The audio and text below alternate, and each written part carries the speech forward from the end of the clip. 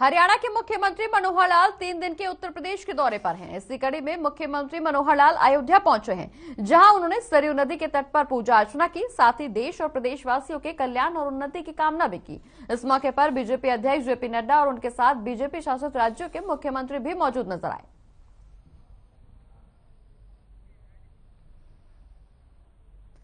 तो हरियाणा के मुख्यमंत्री 3 दिन के उत्तर प्रदेश के दौरे पर पहुंचे हैं। इस दौरान सरयू नदी के तट पर वो पूजा अर्चना करते हुए भी नजर आ रहे हैं। ये तस्वीरें जहां अयोध्या पहुंचे हैं मुख्यमंत्री मनोहर लाल, उनके साथ साथ जेपी नड्डा और मध्य प्रदेश के मुख्यमंत्री भी शिवराज सिंह चौहान भी नजर आ रहे हैं। बता दें कि बीजेपी शासित राज्यों के मुख्यमंत्री भी यहां मौके पर मौजूद नजर आ रहे हैं, जहां मुख्यमंत्री मनोहर लाल ने सरयू नदी के तट पर पूजा अर्चना की है, वहीं प्रदेशवासियों के कल्याण की कामना भी की है। 12 राज्यों के सीएम भी इस दौरान उनके साथ मौजूद नजर आ रहे हैं। तस्वीरें आपकी टीवी स्क्रीन पर, जहां 12 राज्यों के सीएम भी यहां मौजूद है और मुख्यमंत्री मनोहर लाल भी यहां पर मौजूद नजर आ रहे हैं। इसके साथ साथ उन्होंने देश और प्रदेशवासियों के कल्याण की भी कामना की है। मौके पर बीजेपी अध्यक्ष जेपी नड्डा भी मौजूद हैं। बता दें कि सरयू नदी के तट पर पूजा अर्चना की गई है। वहीं बीजेपी अध्यक्ष जेपी नड्डा के साथ साथ बीजेपी शासित राज्यों के मुख्यमंत्री भी यहां पहुंचे हैं। ये तस्वीरें आप देख रहे हैं सीधे तौर पर, जहां मुख्यमंत्री मनोहर लाल के साथ साथ जेपी नड्डा, बीजेपी अध्यक्ष जेपी नड्डा और उनके साथ साथ बीजेपी शासित राज्यों के मुख्यमंत्री भी यहां पर पहुंचे हैं अयोध्या और देशवासियों के कल्याण की कामना भी की है। 12 राज्यों के सीएम मौके पर मौजूद हैं। ये तस्वीरें जहां पर सरयू नदी के तट पर पूजा अर्चना करते नजर आ रहे हैं मुख्यमंत्री मनोहर लाल, उनके साथ जेपी नड्डा भी मौजूद हैं। वहीं 12 राज्यों के सीएम भी यहां पर मौजूद नजर आ रहे हैं। मध्य प्रदेश के मुख्यमंत्री शिवराज सिंह चौहान भी यहां पहुंचे हैं और यहां मुख्यमंत्री मनोहर लाल भी अयोध्या पहुंचे हैं। यूपी दौरे पर हैं, 3 दिवसीय यूपी दौरे पर हैं मुख्यमंत्री मनोहर लाल और इसी कड़ी में मनोहर लाल अयोध्या पहुंचे हैं, जहां उन्होंने सरयू नदी के तट पर पूजा अर्चना की है। बढ़ते आगे, जहां कोरोना को लेकर स्वास्थ्य विभाग काफी अलर्ट हो गया है। ओमिक्रॉन के मामले भी धीरे धीरे करके देश में बढ़ रहे हैं, जिसके कारण लोगों में डर बना हुआ है।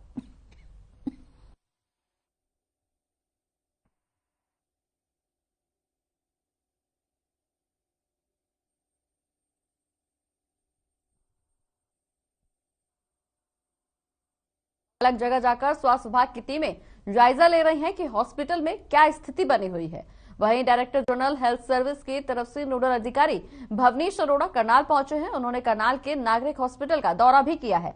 भवनीश अरोड़ा ने ऑक्सीजन प्लांट भी देखा है। उन्होंने देखा कि जो पीएम केयर फंड से वेंटिलेटर करनाल नागरिक हॉस्पिटल को मिले हैं वो कितने एक्टिव हैं। साथ ही साथ वार्ड से लेकर हॉस्पिटल के हर फ्लोर पर जाकर उन्होंने निरीक्षण किया है।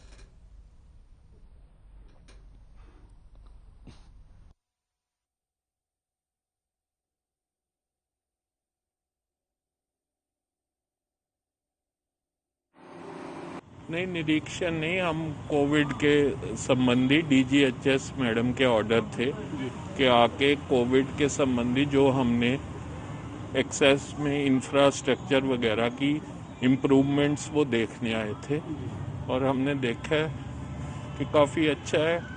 जो कुछ थोड़ी बहुत है इम्प्रूवमेंट के लिए वो हमने सजेशन नहीं, कुछ जैसे वेंटिलेटर्स वगैरह के लिए हम और स्पेस क्रिएट करने की वो कर।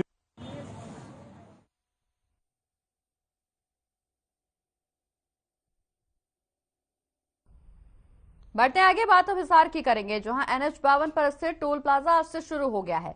बता दें कि वहां पर एक महिला ने आरोप लगाते हुए कहा कि टोल कर्मचारी 105 की बजाय 210 रुपए वसूल रहे हैं। वहीं जब महिला ने टोल कर्मी को माफी मांगने को कहा तो महिला को बिना टोल दिए ही जाने दिया। इस दौरान लोगों को भारी परेशानियों का सामना भी करना पड़ा।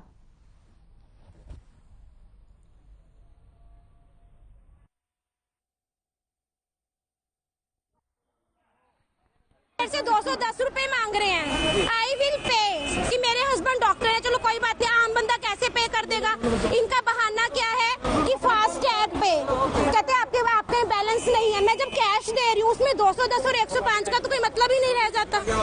जब मैं कैश दे रही हूँ फास्ट टैग और उसका कोई मतलब तो मैं पे हाँ मैं 105 रुपए दे दूँ। अगर नहीं किसानों की वजह से टोल बंद रहा, इसमें मेरा फॉल्ट बताओ कहाँ है? पूरी बात पढ़ो ना, नॉन फास्ट व्हीकल से डबल पैसे लिए जाएंगे मैम।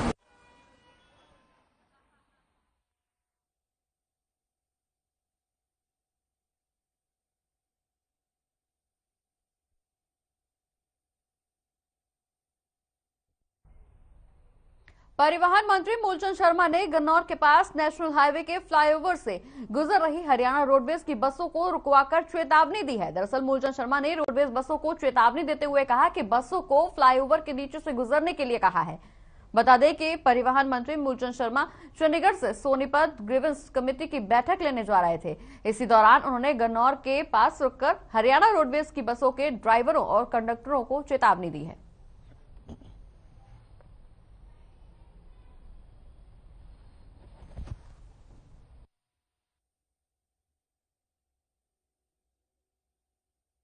बढ़ते आगे, जहां जिला लोक संपर्क एवं कष्ट निवारण समिति यमुनानगर की बैठक की गई, जहां खेल मंत्री संदीप सिंह पहुंचे।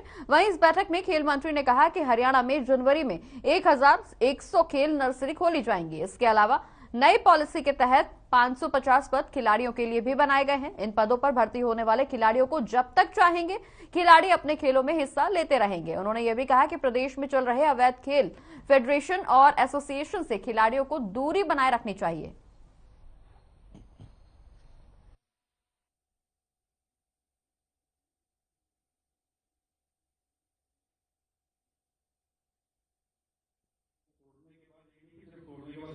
कि 11 मैटर थे हमारे यहाँ पर और कुछ फ्रेश सुने गए हैं और इसमें 11 में से हमने 4 जो हैं वो अगली मीटिंग में करे हैं, उसको कार्रवाई करने के लिए बोला है और जिसमें से 7 के करीब हमने इसको उनका कंप्लीट हो चुकी थी कार्रवाई। तो उसमें से 3 तो सुनवाई के लिए नहीं आई क्योंकि उनको उनका हक मिल चुका था और 3 जो हैं वो हमने नए में से जो है अगले उसमें डाल दिए गए हैं। और इसमें सबसे मेन एक ये है कि डिपो लाइसेंस होल्डर थे, उनकी काफ़ी शिकायतें थी और उसमें उनकी रिकवरी भी कर दी गई है, लेकिन फिर भी उनका रवैया काफ़ी ख़राब था और लोगों के प्रति वो काफ़ी गलत व्यवहार कर रहे थे और काम ढंग से नहीं कर रहे थे और सही से राशन नहीं दे रहे थे। उनका लाइसेंस कैंसिल किया ऑर्डर।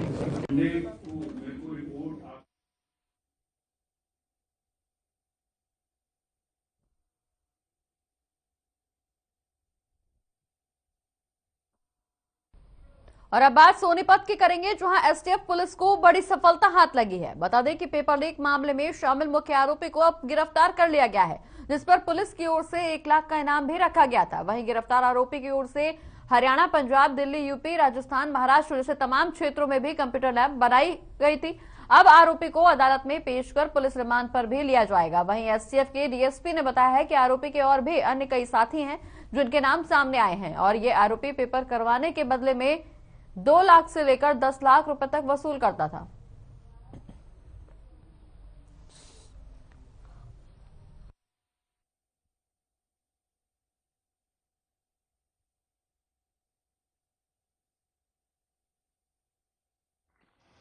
ये जो इनका जो काफी सर्कल है, ये काम कर रहे हैं 2012-13 से, और जब से ये ऑनलाइन लैब्स में जब ये पेपर होने स्टार्ट हो गए हैं तो तब से इन्होंने क्या कर रखा है, इनके बहुत सारे साथी हैं जो ये काम करते हैं। कोई तो इनके साथी पेपर जो सॉल्व करते हैं, सॉल्वर हैं, कुछ लोग ऐसे हैं कि जो कैंडिडेट ढूंढ के लेके आते हैं।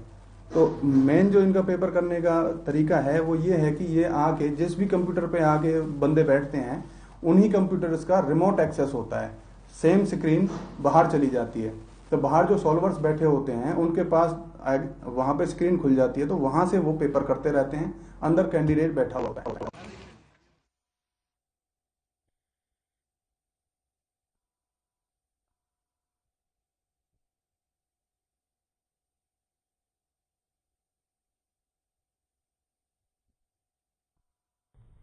वहीं गुरुग्राम में नगर निगम में घोटाले का मामला सामने आया है। बता दें कि गुरुग्राम शहर को निर्माण कार्य से निकलने वाले मलबे से मुक्त करने के लिए गुरुग्राम नगर निगम की ओर से एक कंपनी को ठेका दिया गया था, जिसके तहत बसई में मलबा निस्तारण प्लांट की स्थापना की गई थी। इस सब के बावजूद पूरे शहर में जगह जगह मलबे के ढेर देखे जा सकते हैं। वहीं नगर निगम के अधिकारियों की दरियादिली तो देखिए, मलबा निस्तारण और निपटान करने वाली कंपनी को बिना काम किए ही 45 करोड़ का भुगतान भी कर दिया गया। यानी कागजों में शहर मलबा मुक्त हो चुका है, काम भी हो गया है और उसका भुगतान भी हो गया है। ऐसे में सवाल यहाँ ये उठता है कि इन सब के पीछे आखिर है कौन?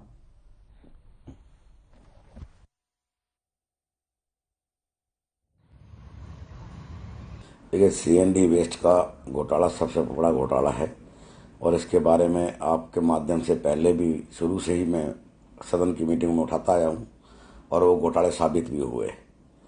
एचसीएस अधिकारी की उसके अंदर ड्यूटी लगाई गई, उसके अंदर उन्होंने साबित कर दिया कि वास्तव में ही कि जो पर ये अपना सीएनडी वेस्ट उठाने वाली जो कंपनी को दिया गया था वो गलत है।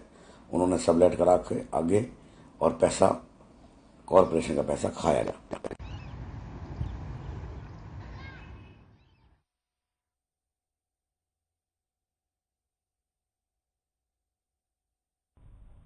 और अब बात पानीपत की करेंगे, जहां जाने माने कंप्यूटर सेंटर संचालक विनोद बराड़ा के दिन दहाड़े गोली मारकर हत्या करने का मामला सामने आया है। जहां बदमाशों ने घर में घुसकर वारदात को अंजाम दिया, वहीं मौके पर मौजूद लोगों ने आरोपी को पकड़कर पहले पिटाई की और फिर पुलिस के हवाले कर दिया। बता दें कि कुछ दिन पहले आरोपी के ट्रक का मृतक की गाड़ी के साथ एक्सीडेंट हो गया था, जिसके बाद मृतक ने आरोपी ट्रक चालक के खिलाफ केस दर्ज करवाया था, जिसके चलते आरोपी ट्रक चालक ने गोली मारकर सेंटर संचालक की हत्या कर दी।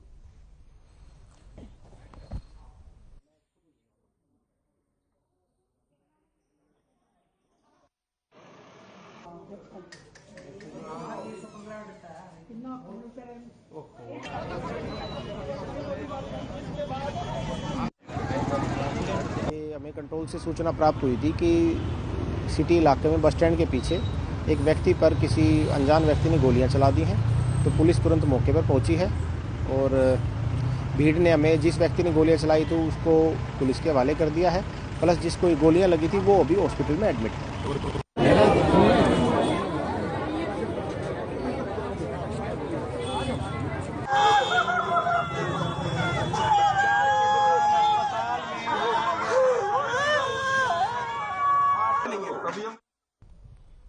वहीं दबंगों की बड़ी गुंडागर्दी और पुलिस का खौफ खत्म होता जा रहा है। जो यहाँ खबर फरीदाबाद से है, जहां सेक्टर 91 के सूर्यनगर इलाके में दबंगों ने पार्किंग को लेकर युवक पर हमला किया और इस दौरान जमकर मारपीट भी की गई। बता दें कि मौके पर गुंडागर्दी की तस्वीरें भी वायरल हुई और पूरी घटनाक्रम सीसीटीवी कैमरे में भी कैद हो गई, जिसके बाद पुलिस ने दबंगों के खिलाफ मामला दर्ज कर लिया है और आगे की कार्रवाई भी शुरू कर दी गई है।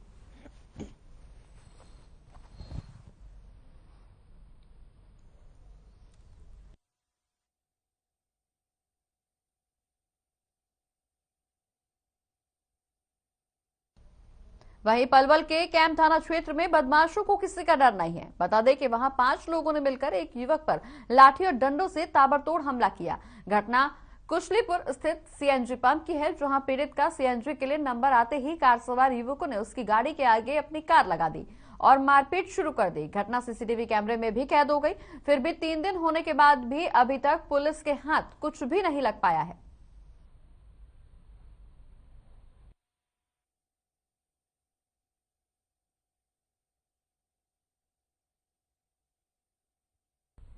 और सोहना धार्मिक नगरी अब पूरी तरह से बदमाशों की नगरी बनती जा रही है। युवाओं में बढ़ते नशे की लत उन्हें अपराध की दुनिया में ढकेल रही है। मामला सोहना के देवीलाल स्टेडियम में देखने को मिला, जहां पर जब एक युवक स्टेडियम में घूमने के लिए गया तो इस दौरान अंधेरे का फायदा उठाते हुए 4 नशेड़ी युवकों ने उसे बुरी तरह से पीटा और उसके साथ लूटपाट कर मोबाइल लेकर मौके से फरार हो गए। आरोपियों के नाम संस्कार, राहुल, रोहित, विष्णु बताए जा रहे हैं। वहीं बदमाशों के खिलाफ पुलिस ने मामला दर्ज कर लिया है और उन्हें जेल भी भेज दिया गया है।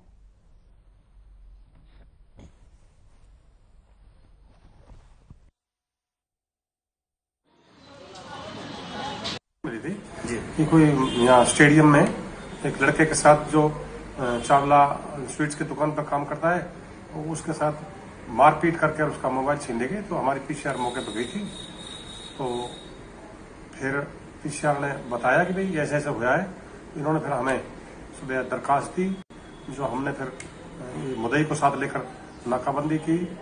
जो नाकाबंदी पे मुद्दई ने इनको पहचान लिया कि भाई ये लड़के थे जो मेरे साथ थे, वारदात करके मोबाइल छीन के ले गए थे। बल्कि ये मोबाइल को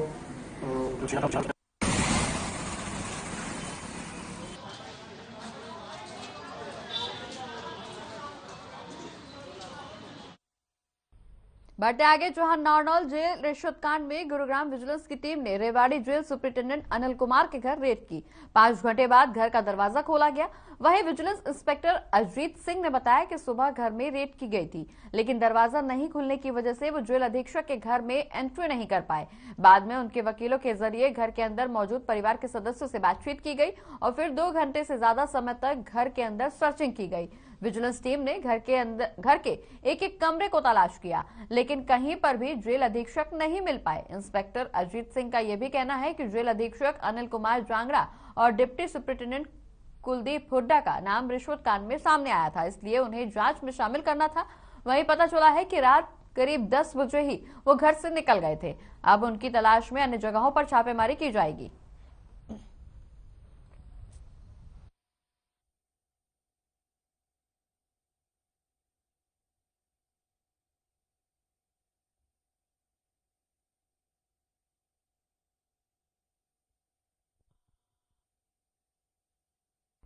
गुरुग्राम के सेक्टर 49 में ओयो होटल में चल रहे सेक्स रैकेट के पर्दाफाश करते हुए सीएम फ्लाइंग की टीम ने 2 विदेशी महिलाओं को गिरफ्तार किया है। बता दें कि इस दौरान होटल मैनेजर को भी हिरासत में लिया गया है। इस मामले में सीएम फ्लाइंग को शिकायत मिली थी कि गुरुग्राम के सेक्टर 49 में अवैध रूप से कुछ विदेशी युवतियां रह रही हैं और होटल के अंदर सेक्स रैकेट जारी है। इस आधार पर रेड की गई, जिसके बाद ये साफ हुआ कि ये विदेशी युवतियां एक सेक्स रैकेट को चला रही हैं।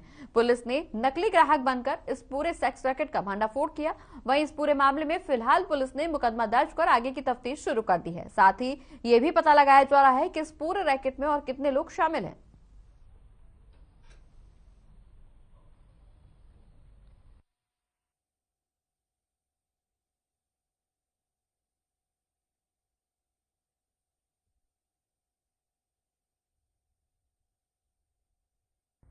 और अगली खबर रतिया से है, जहां एक घर में पुलिस ने छापा मारकर भारी मात्रा से चूरा पोस्ट बरामद किया। बता दें कि गुप्त सूचना के आधार पर कार्रवाई करते हुए पुलिस ने 82 किलोग्राम चूरा पोस्ट बरामद किया है। आरोपी के खिलाफ एनडीपीएस एक्ट के तहत मुकदमा दर्ज कर रिमांड में ले लिया गया है। रिमांड के दौरान और भी कई बड़े खुलासे हो सकते हैं।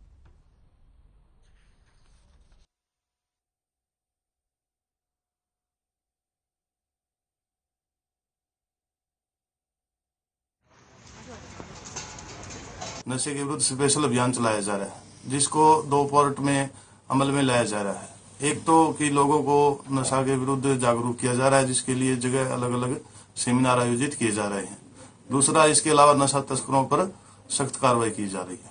कल 14 तारीख को स्पेशल अभियान चलाया गया था, जिसके तहत जो भी संदिग्ध नशा तस्कर थे उन पर रेड की गई थी, जिसमें सीआईए फतेहाबाद एसआई रणजीत सिंह के नेतृत्व में एक टीम रतिया गई हुई थी, जिसको सूचना मिली कि ब्राह्मणवाड़ा में जग्गी सिंह पुत्र गुरी सिंह नशे का बड़ा कारोबार कर रहा है, जिसके रेड की जाए तो नशे सहित पकड़ा जा सकता है।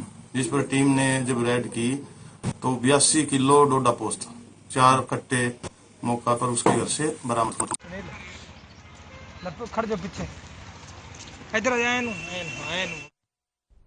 बढ़ते आगे बात अब पिहोवा की करेंगे, जहां सैमसंग पेपर इंडस्ट्रीज में भारी मात्रा में विभिन्न मामलों में पकड़ी गई नशे की खेप को नष्ट किया गया।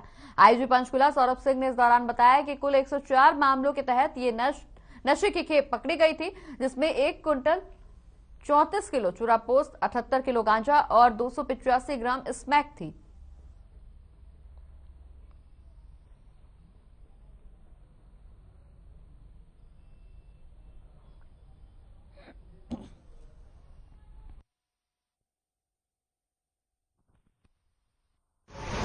बखाली पिहोवा में हमने 3 जिलों के और जीआरपी के जो हमारे एनडीपीएस यानी नारकोटिक्स जो हमने सीज किए हुए थे, उनको विधि पूर्वक हमने आज डिस्ट्रॉय किया है।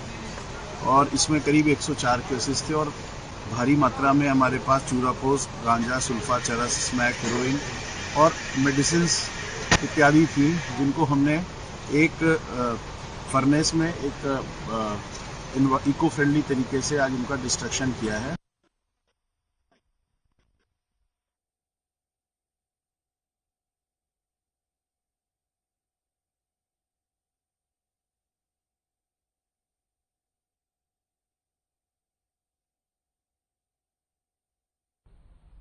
और अगली खबर कनीना से है, जहां बीती रात कनीना कोसली सड़क मार्ग पर कोटिया गांव के पास ट्रैक्टर और ट्रक में भिड़ंत हो गई, जिसमें ट्रैक्टर को पीछे से ट्रक ने टक्कर मार दी, जिससे दोनों युवक जो कि गाड़ी में सवार थे उनकी मौके पर ही मौत हो गई। बता दें कि वहां खेत में काम कर रहे लोगों ने इस घटना की जानकारी दी। वहीं मौके पर पहुंची पुलिस ने दोनों डेड बॉडीज को महेंद्रगढ़ में पोस्टमार्टम के लिए भेज दिया, जिसके बाद आगे की कार्रवाई की जा रही है।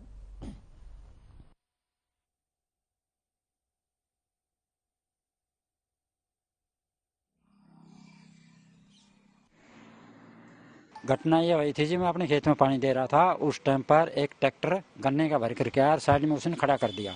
पीछे से एक वो बड़ा डंपर आया फुल स्पीड में और उसने पीछे से टक्कर मार दिया। टक्कर मार के थोड़ी देर दूर चलने के बाद गड्ढे में गिर गए वो, और वो खत्म हो गए वहीं पर। ट्रैक्टर वाले गड्ढे में गिर गए सर? हाँ जी, ट्रैक्टर दो थे, मृत्यु कितने की हो गई? दोनों की मृत्यु हो गई।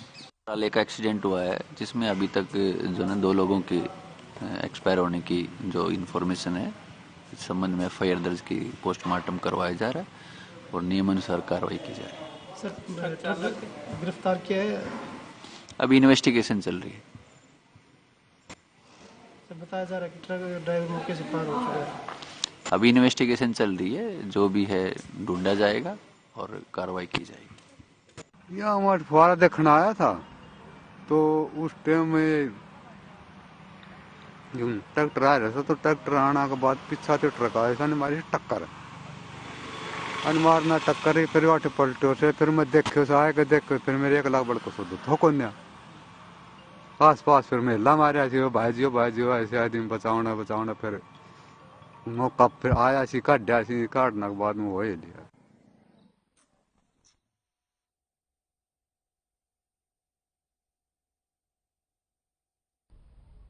अगली खबर करनाल से, जहां डॉक्टर मनोज मित्तल एक बार फिर से चर्चा का विषय बने हुए हैं, लेकिन इस बार चर्चा उनके बीमार होने की वजह से है। दरअसल सोशल मीडिया पर डॉक्टर मनोज मित्तल की कुछ तस्वीरें वायरल हो रही हैं, जिन पर यह लिखा हुआ है कि गोबर खाने वाले डॉक्टर को इन्फेक्शन नहीं हो गया है, इन्फेक्शन हो गया है।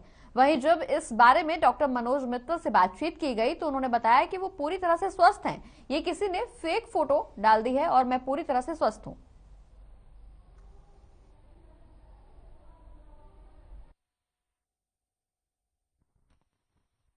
ये फेक फोटो किसी ने डाल दिया, लोग टीआरपी के चक्कर में ऐसे फोटो डालते हैं। मैं तो प्राकृतिक जीवन शैली अपनाता हूं, तो मैं हमेशा स्वस्थ रहता हूं। मैं चाहता हूं कि सब लोग प्राकृतिक जीवन शैली अपनाएं और उसका लाभ उठाएं। कौन है इस फोटो में? कब मेरा इससे कोई मतलब नहीं है, मैं इसके बारे में ज़्यादा रिसर्च नहीं करना चाहता। जो लोग डालते हैं अपना टाइम वेस्ट करते हैं, मैं चाहता हूं कि बाकी लोग ऐसे टाइम वेस्ट ना करें। लोगों की तरफ से ये कहा गया, जिन्होंने ये फोटो वायरल की, कि डॉक्टर मनोज मित्तल जो गोबर खाते थे, जो गौमूत्र पीते थे, वो हॉस्पिटल में पड़े। जिसने डाला उससे पूछिए, आप वो बता सकते हैं। मैं तो स्वस्थ हूँ।